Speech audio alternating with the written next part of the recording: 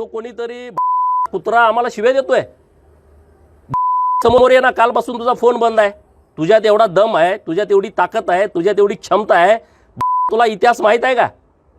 तू आज ज्या पद्धतीनं भाषण करतोय, पोलिसांचे कपडे काढून मारतो, माननीय मुख्यमंत्री देवाभाऊंच्या बद्दल बोलतोयस, आम्हाला आई बहिणीनं शिव्या देतोयस, तुझ्यात हिम्मत आहे पुढे ये। कालपासून फोन स्विच ऑफ करून तू बसलाय।